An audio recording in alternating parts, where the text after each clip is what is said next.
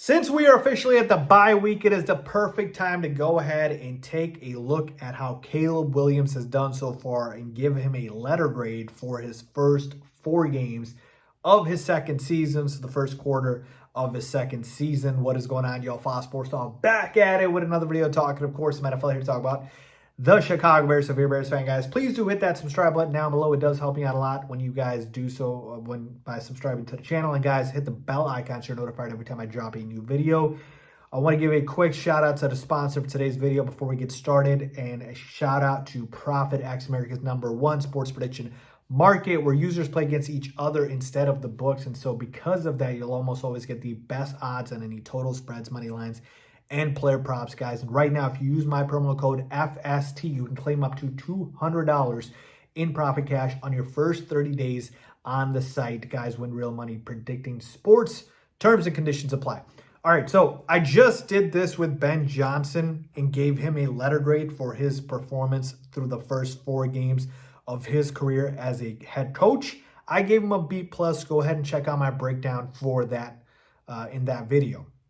Now let's take a look at the quarterback, Caleb Williams, all right? So we'll start with the numbers, and then I'm going to break it down for you guys, and as I did with the Ben Johnson video, give you guys a letter grade at the very end. So here we go. We'll start with the numbers. So Caleb Williams, through 4 games of his second season, has gone 81 for 130 for 927 passing yards, 8 touchdowns, 2 interceptions, has a 62.3 completion percentage, and has rushed 24 times for 110 rushing yards and 1 touchdown. He is averaging 231, so about 232 passing yards per game.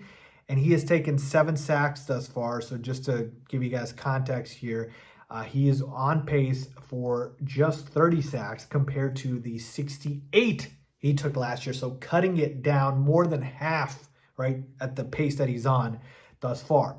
A little bit more context into the numbers. He is 11th overall in the NFL in passing yards. He is tied for 3rd in touchdowns with 8. He is 15th in the league in QBR. He is 12th in passer rating. It says 14th, but I'm taking out quarterbacks that have just started to play like Marcus Mariota and Carson Wentz. So he's really 12th in passer rating, which is a 97.8.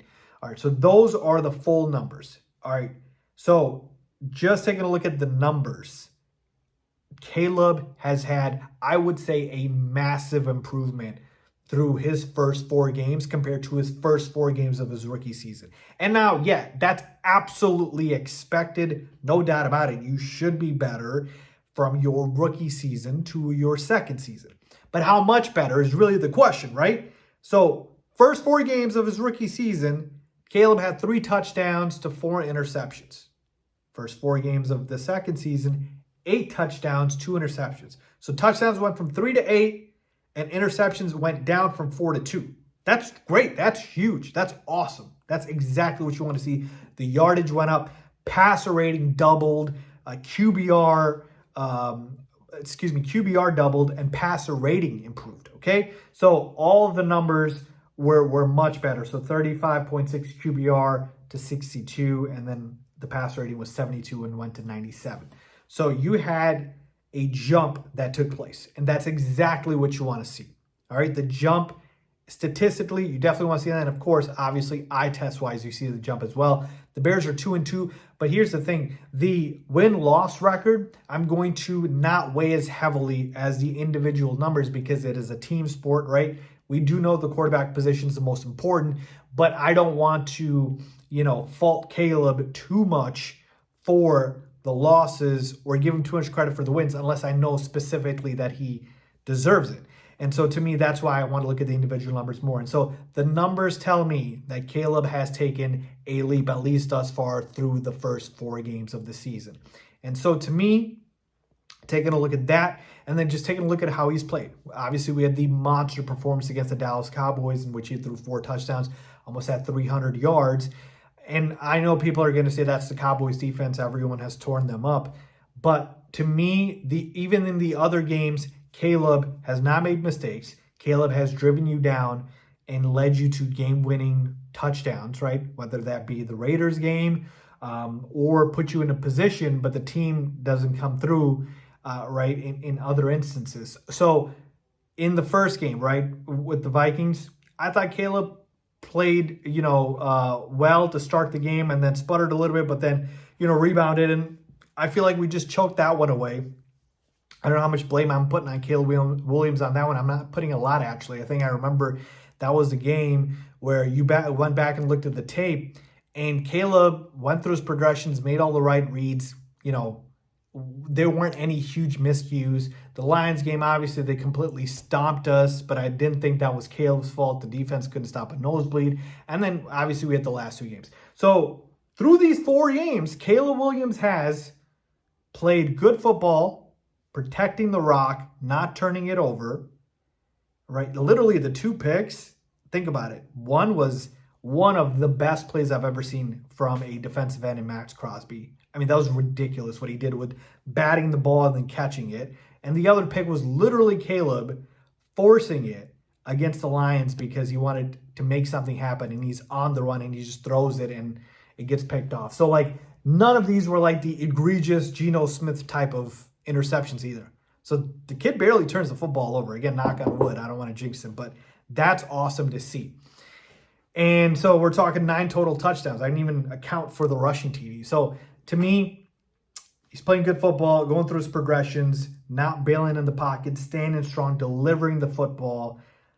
Again, on tape, going through the reads, everything I think for me has taken a notch above for Caleb. So to me, the grade I'm giving Caleb Williams through the first 4 games is an A-.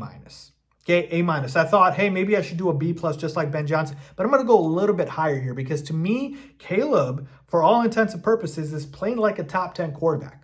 All right, so we talked about the numbers. He's top 10. He's 11th, but pretty much top 10. He's 2 yards behind Jared Goff in passing yards. He's top 10 in passing yards, tied for 3rd in touchdowns, right? A 12th in passer rating.